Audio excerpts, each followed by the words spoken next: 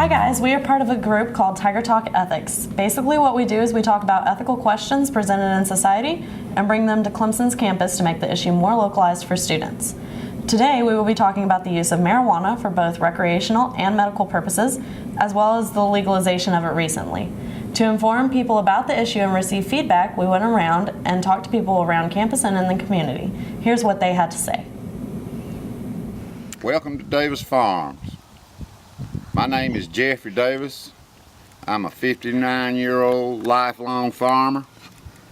I have been on this, I'm the third generation on this farm, and I am here today to give some perspective on the use of marijuana. How do you feel about the legalization of marijuana? Well, after being a child of the 60s, I know how long our government has fought, had the war on drugs and marijuana, and I was there for the hippie movement where marijuana became so popular amongst young people. And I personally never inhaled, but I don't really see where the war on marijuana has paid off, and I do know that there are a lot of things in our society that aren't good for you that are legal, and I just think it's a waste of money to keep fighting it. And instead of spending money on trying to wipe out the use of marijuana, we ought to regulate it and tax it and control it and control the strength of it and everything else, and let the government make some money off of it. That's my personal opinion about it, but I have seen this has been going on for most of my life, and I don't see where it's done a thing but push stuff into thugs and illicit people who try to control the market on marijuana, and I just don't think that that's the way. We've proven that's not the way to go.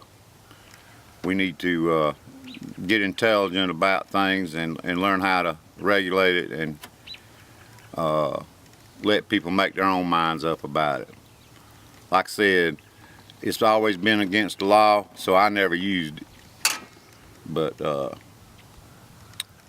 I'm not going to condemn people. I've been around people that used it, and I didn't really see that big a deal about it. But hey, it may be a gateway to other drugs, but anybody that's weak enough to have to take drugs to feel good about themselves, they got issues anyway.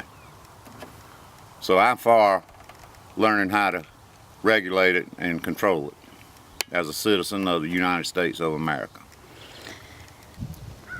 I think it's important that we all realize that we live in a free society, and sometimes we forget that, and we want to tell people what they can do and what they can't do when we don't agree with what they're doing. And you know, there's a fine line between being free to do things that, you know, as long as you make sure you're not harming somebody else and you're just harming yourself, we kind of have to let that go.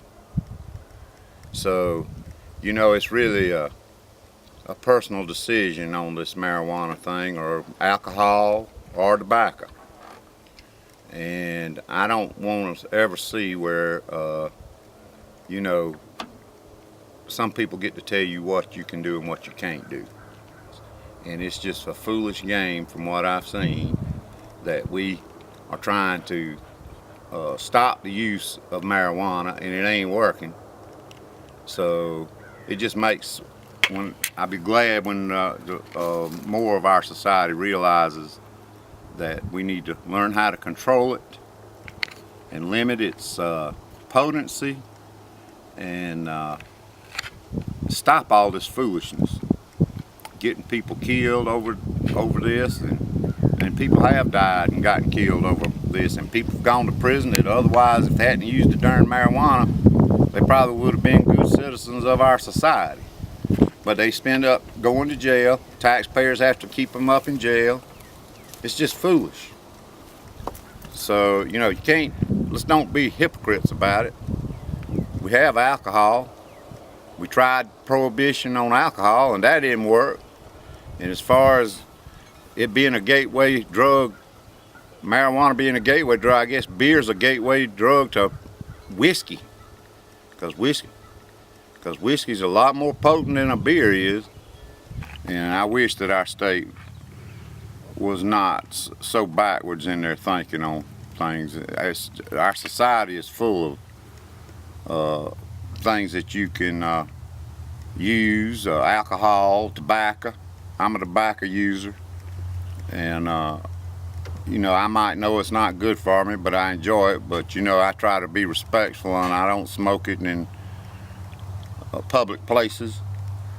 And I'm thankful to the good Lord that He gave me a farm big enough that I can enjoy my tobacco without offending anybody. I don't want to offend anybody, but we have a lot of backwards thinkers in this state, and you know, I don't agree with it, but I'm not empowered to change things.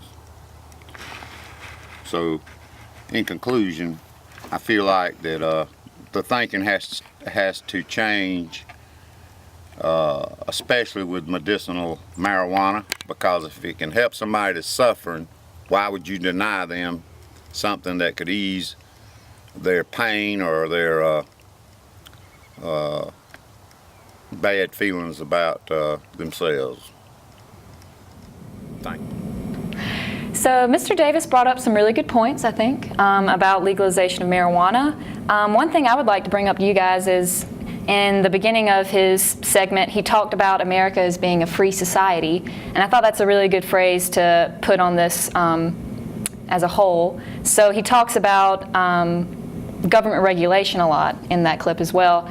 And so being a free society and government regulation, sometimes I think those might contradict. And so I'd like to hear what y'all think about, you know, how far is the government allowed to go in regulating what we can and cannot do as citizens? Well, I mean, we are a free society per se, but we also have to remember that we have elected a government to protect us and to keep us safe. And we need to remember that even though they might not always make the best choices, we did elect them. We put them in office to protect us, and they're just doing the best they can. Mm-hmm. But with that being said, I'd also like to point out that smoking marijuana doesn't always harm other people. It's more of a personal choice. Mm-hmm. And like he pointed out in the video, he knows that not everybody agrees with him smoking tobacco, so he doesn't force it on anybody else. He doesn't smoke it in public places, and I feel like the use of marijuana should be viewed in the same respect. That's a really good point. Yeah. I'd also like, you know, going on from that, he also talks about people viewing marijuana as a gateway drug. And I'd just like to point out some statistics I brought up myself, where cannabis, users of cannabis only add up to about 9% of being dependent on the drug. Yeah. So that means 91% of cannabis users don't become dependent, which is a pretty large factor. And compared to other substances, we find that that's actually probably the lowest amount of dependency. Alcohol has about 15%, cocaine 17%, heroin 23%, and nicotine 32%. Wow. So that's, you know, those are some startling numbers. So what do y'all feel about, you know, marijuana being viewed as a gateway drug, you know, after hearing these numbers? Well, it's just like he said, it depends on the individual. I mean, it's more psychological. You know, there's outside factors. You can't just say that it's a gateway drug. Mm-hmm. And another good point that he brought out, it's intelligent choice. You know, if you're a weak person and, you know, you're susceptible to other things, then maybe you should have better control over yourself or make more intelligent choices about what you do. That's a good point. So, but you can make the argument then that a beer is a gateway drug to stronger forms of alcohol. So that is true. So I thought that was interesting when he said that. Here's the next video is here's Cam George, a student locally at Clemson. We wanted to bring the issue to campus to find out some of what the local students thought about it.